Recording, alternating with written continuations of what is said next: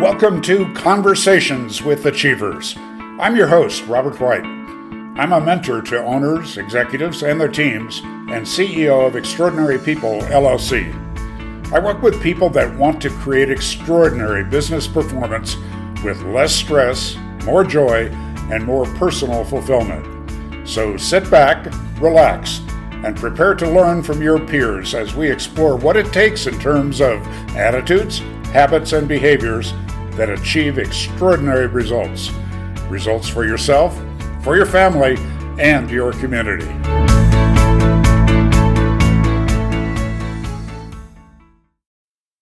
Hey, Robert White here, and welcome to Conversations with Achievers. And we definitely have a great achiever guest today that I'm eager to learn from and share with. James Grant runs a fairly large regional law firm in Atlanta, Georgia.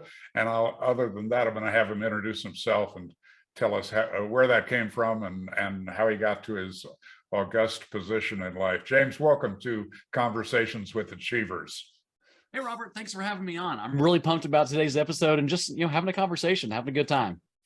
That's a good start. One of my goals in life right now is, in fact, to have more fun. So to do what I do and have more fun doing it. So welcome. Tell us a little bit about your background growing up and how you chose your current career. Oh yeah, my story took so many different twists and turns. When you hear the start of it, you're like, how did this guy end up where he is today? And I honestly don't know. It's just crazy. I was a local boy in the Atlanta metro area, and I went to the Georgia Institute of Technology, and I was a civil engineering major. I run a B2B personal injury law firm now. So like those two things, when most people hear about that, they're like, what happened? What went wrong? How did you get to where you are? I really don't know. It's just kind of like happenstance. Because I was in my last semester or second to last semester at Georgia Tech. I already had job offers lined up. I was ready to go into the working world. I didn't have any debt. Like everything was great and going to be planned out. And then I was just like, let's try law school. That'll sure be fun. And like literally that was it. Took the LSAT, got into a school, went to law school. Everybody in my family thought I was crazy. I mean, and rightly so, because I was doing everything against what general conventional wisdom said. You don't do this. So I went to school, I racked up a bunch of debt, I went into the working world. 2011 was when I graduated, so towards the end of the housing crisis, which just shut everything down. And it was kind of a shock. When you come out and you think that all these lawyers are just like it is on TV, living in these, super fancy, high-rise condos with these super fancy jobs, paying all the money in the world. And then you get smacked in the face with the reality of like, oh, I'm making $45,000 a year as a prosecutor. This is not a good thing. But I needed to get experience. The one thing that so many lawyers especially don't have is they don't have courtroom experience. And not that everyone has to be in the courtroom, but just to have that understanding to where you prepare your case if it gets that far. So I got a lot of experience early on as a prosecutor with one of the counties here in Metro Atlanta. And then once my public service was done, I went to work for a small firm that did what I call door law. And the best example is if you come in the door and you got cash, they're going to take the case. Lots of businesses operate under that type of model. Not necessarily the best way to run a business because you're dabbling in everything. You're an expert in nothing. But my now business partner and I, Mark, he started 2 weeks before me at that same firm. And we met each other about 3 months in after working together. We kind of looked at each other and we're like, are we going to do this? Is this going to happen? And we started planning, we started saving. About a year later, we put in our notice. And in January of 2015, we started Georgia Trial Attorneys. Now, the way the story goes is we were two wide-eyed idealists. And we had no clue what we were doing. It was just crazy looking back because we were two dudes hanging out in Mark's basement. And most attorneys end up at some point in their time, in their tenure, in their career, either they're a very high level decision maker at the firm that they're at, or they're going to own their own business.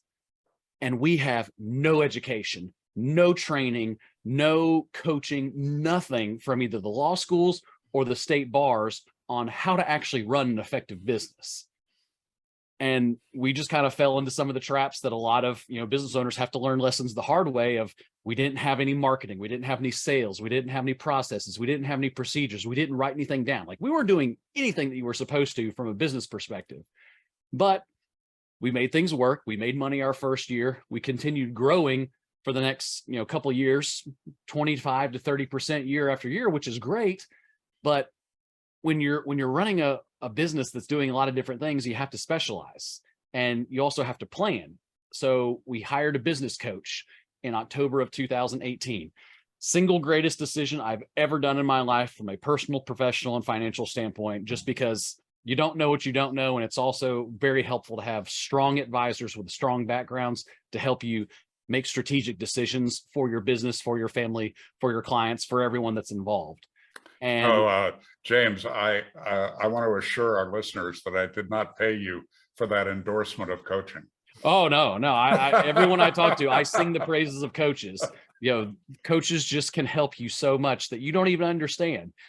Sometimes they help you see the forest for the trees and the trees for the forest. And it's a great perspective to take to run a business that, in my instance, just so happens to practice law. And the more we started to do that, we had always done personal injury, where we represent people that are injured in car accidents and slip and falls and dog bites, things like that. Everybody generally understands how a personal injury attorney works, but many attorneys do a lot of different things. They'll also do some family law cases, they'll do some criminal defense, they'll do some bankruptcy, and they'll just do a hodgepodge of a bunch of different practice areas. Well, as we were going, we kind of operated under that same model for the first couple of years, but realized, all right, well, we have to narrow our focus. We have to be, an expert in some way. We have to pick at least one practice area. And Mark and I decided, all right, we're going to stick with personal injury. That's, it's what we're good at. It's what we enjoy. It's obviously good from a monetary standpoint to help us, support our families, ourselves, help a lot of people. And then we just kind of hate what the insurance companies do in general. I mean, I have a general disdain for auto insurance companies and other insurance companies that are out there that hold money hostage of injured victims across the country. It's just a pet peeve of mine. So I like to go get them. And with that, we're like, okay, well, now that we've started this and we've gone all in on personal injury, we're still not different. There's hundreds of accountants. There's hundreds of lawyers. I mean, there's tons of people out there that do what you do from a business perspective. So you have to niche down even further. And within the personal injury world, there's kind of two models or two ways that you run a case. You have a pre-litigation case, which is when you're injured in an accident, you need to call an attorney right away, whether you think you're hurt or not, just because you don't know what you don't know. And if you act fast, speed is your friend. So you want to get with an attorney quickly. They're going to help you get to a doctor, get the medical treatment that you need, get better from a physical standpoint during that time, collecting all of the records, bills, police report, dash cam, body cameras, all the investigative materials that you need to start building your case, helping you through that process. And then when you get done with treatment, making sure that we have everything that we need that says, all right, this is the way they were before the accident. This is the way they are now. This is what the prognosis is going forward. And once we have all that, we send that off to the insurance company in a demand letter and try to settle the case. Most cases within, a couple months are going to resolve within that demand letter, because the insurance companies are at least going to pay a fair sum or a sum that the client's willing to accept. And most cases, like I said, probably 60, 70% are going to settle pre-litigation. But there are some cases that don't settle that need that next step or that next phase of litigation. And what we found is, especially across Georgia and across the country, really, is most personal injury attorneys are very good at pre-litigation. They've got a great system for marketing and sales. They're able to, whether it's front-end marketing or back-end marketing, however they're doing it, they're able to get cases. And that's generally not the issue. They're able to run those cases and acquire all of the records, all of the documents, make sure that the client does what they need to. And in that process, it's very administrative in nature.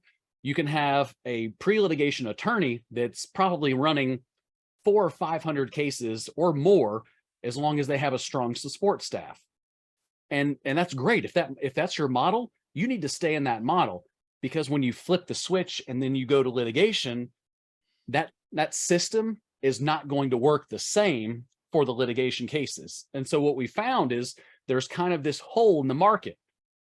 You've got a lot of great attorneys that are very good at that front end, the first part of the process, but no one really wants to be in the litigation space. Or if they want to be in the litigation space, they also want to be in the pre-litigation space. And so what we do is, our business is, we are in the referral business. So what we do is we help other personal injury attorneys make more money faster and with less stress by operating as their outsourced litigation department. So what that means is I work with other pre-lit firms to then help them with their litigation cases, and they refer the case to me to finish or finalize the case. And there are other people that do what we do, but no one goes all in on litigation. So now our niche down even further is going from, we are personal injury attorneys that specialize in litigation, and we only specialize in litigation and only want to be a B2B business, because there are other people that do what we do as far as helping other law firms litigate their cases, but it's kind of a disingenuous, or, don't look behind the veil kind of situation. Whereas if you, Robert, are referring me a case and I'm one of these other firms, well, I'm going to work that case with you. But then what I'm going to do when that case finishes, I'm going to take some of those profits and invest in a pre-litigation marketing campaign to now where I'm your competition.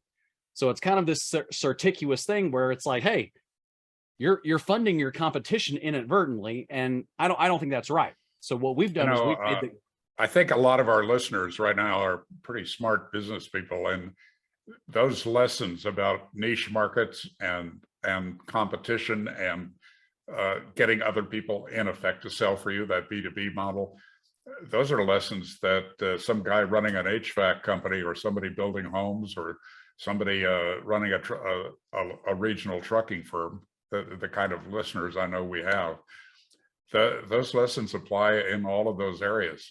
So it's clever. I want to ask you one question, James. Well, maybe 10 questions, but one is, there are about a zillion lawyer jokes, and yet in my circle, my friends, my clients, every one of them has one or two or three lawyers in their life that they depend on, and that are close friends, and who there's great even love and respect. And something I always wonder about is with those people, and there are many of them, it's like counter to all the jokes, something seems to have happened for them around law, whether that what you thought was happenstance, that decision to go to law school or in law school. What happened for you such that, you obviously have a love for the law. What happened? Or do you know what happened? How did it happen? Well, most of the lawyer jokes, unfortunately, are true, because most lawyers don't have business skills. They don't have business acumen, and they're not entrepreneurial minded. So they're dabbling in the practice of law and hoping the business works out well, which is not how you want to run a business. And that's where most attorneys get in trouble, is they get in trouble on the business side, not the application of the law. So that's one thing where, again, working on your business first and then working in your craft is going to help you better, as opposed to being the best at your craft but a horrible business person. And when it comes to me, there's a lot of different things that happen, I would say, but getting my feet wet when I was a prosecutor in my first few years, a year and a half as a licensed attorney, that really kind of instilled that you do right by other people. You do the right thing, you say the right thing, you stand up for what's right, you hold people that do things wrong accountable. Because I was seeing that from the criminal side of things, of when you violate the law, well, guess what, there's consequences. And I think that really set kind of the pace, or the the outlook of, all right, I'm going to help people.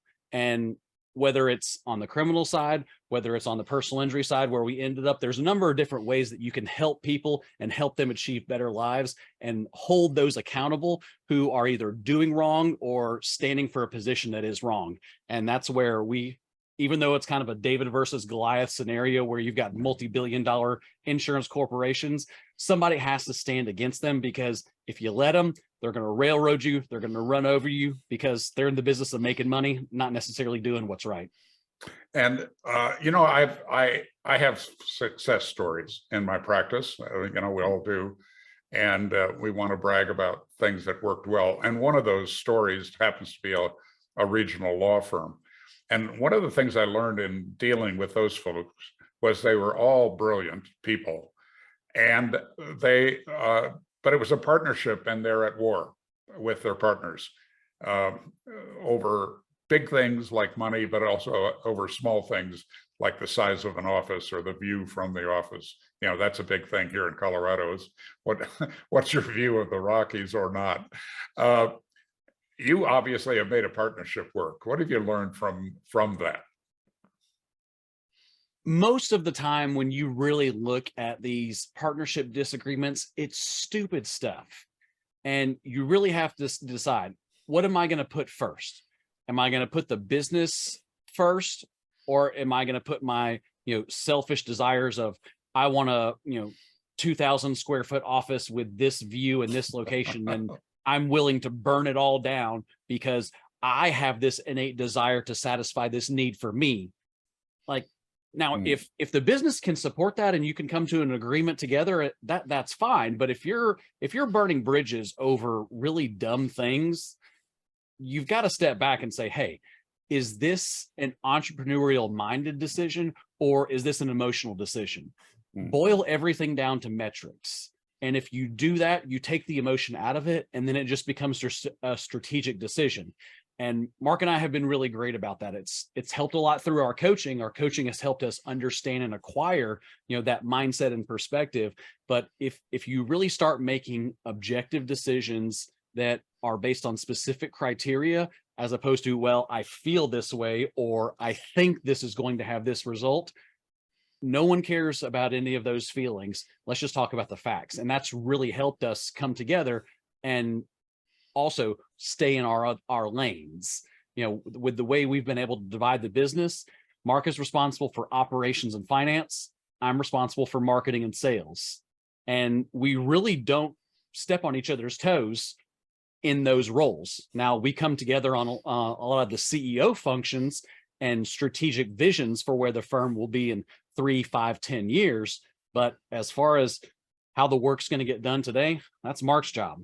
As far as how many cases am I going to generate and how many referral sources am I going to acquire and be responsible for, he's not going to get involved with that. So you really have to be able to delegate and then let go and say, we've worked together for years, or we've decided that this is what we're going to do, and I'm going to trust you. You're going to have to be accountable to that, but let it go and let it ride. Probably like you, I'll use the fancy term, I get requests for pro bono work, and quite often it is a startup, a couple of young people that have an idea and are excited about it and looks like it might have some success. And what's interesting to me is how many of them are cruising toward partnership problems. I think I remember when my daughter was for her undergrad, one of my daughters, Megan, going for her undergrad, and they require in your freshman year that you live in a dormitory, and then they assign your roommate. And I remember that was her first big university learning, is that not all roommates are good roommates. They really aren't. I went through the exact same thing a few times. And but in business, I made a major mistake. It's actually the heart, kind of the heart of what I do today. Was I made a major mistake in my early 30s, believing that the people I attracted into that business that I started at that time had the same purpose, vision, and values that I had, because we came out of the same company and out of the same tradition. And it was a very rude awakening to find out that my assumptions were just way, way off. So it's wonderful that you guys connected years ago and went, hey, maybe we can do something together. But then you did the harder work of creating alignment and around some business principles. That's a lesson for anybody in I think in any industry. So that's yeah, cool. I mean, and like you said, I mean, core values are so important, and you need to decide those very early on. What does your business stand for? What is your business's core values? And then make every single decision looking back at those things. If you establish your core values in your mission statement, and then everything else just goes back, does it further this process? Does it achieve this mission? Does it further these core values? If it doesn't, we're not doing it. And I'm working on a book about leadership, and the core of it is that I have a belief based upon some study and some real life experience that the only unique role of a CEO, and you've got kind of a shared CEO thing going, but the only unique role is the creation, the communication, and then the maintenance of an aligned purpose, vision, values, and strategic intent, and that everything else should be delegated. And, those are just words, that can just fly by you. But the key word for me is maintenance. And that's that piece you just referenced about values. Not that you have a list of them on the wall or on your coffee cups or, all of that stuff. People in some companies do. But are you catching people doing things right that are consistent with the values and celebrating that? And are you coaching and or firing people that violate your values? And that piece of it that you just mentioned, I think is just central to any business, anywhere, anytime, is what do we stand for? What can people count on from us and from each other? That's very cool. Well, we're wrapping up, James. I want to give you a chance to tell people how to be in touch with you, whether they be lawyers looking for a partner on litigation, or somebody that you want to work on a charitable project with, or whatever. How can I support you? Yeah, so I mean, the best way to get in touch with me is through our website, and it's the same as our toll-free number. It's 833-4-THE-WIN. So that's 833-4-THEWIN.com. And like you said, whether you're a lawyer in Georgia that's handling personal injury cases and looking for somebody to help you make more money faster with less stress by being that outsourced litigation department, or if you're just an entrepreneur, I actually talk with lawyers across the country every week and helping them strategize and figure out how they can get their business to the next level. And really, business is business. So like you said, if you're that HVAC technician that's running your own business in Montana and you want to talk about me with business, I have no problem, because it's solving a problem and it's helping somebody else get to where they want to be and helping their clients do the same. So if you want to get in touch with me, it's really easy. Just 833-4-THE-WIN. I wondered about your email address, and I neglected to ask you about it. Now I get it. It's also your 800 number. That's wonderful. James, thank you for being so generous. Clearly, you've thought about things that are important to my audience and to me personally. I hope we find something we can do together. It would be, I have a feeling it would be good for both of us. I wish you every possible success and happiness, and let me know how I can support you. Yeah, no, thank you. It's been really fun. I've enjoyed it. All the best. Thanks so much for joining us for Conversations with Achievers. If you or someone you know would make a good guest for this weekly show, the details are at therobertwhite.com and click on podcasts. I'm looking for businessmen and women with a story to tell, stories that might benefit other owners and executives.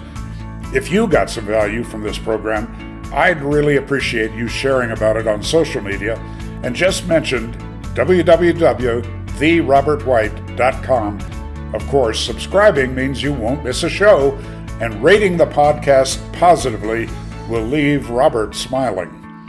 I'm building a movement here for leaders who want to succeed in business, succeed with their families, have fun, and contribute toward making the world a better place.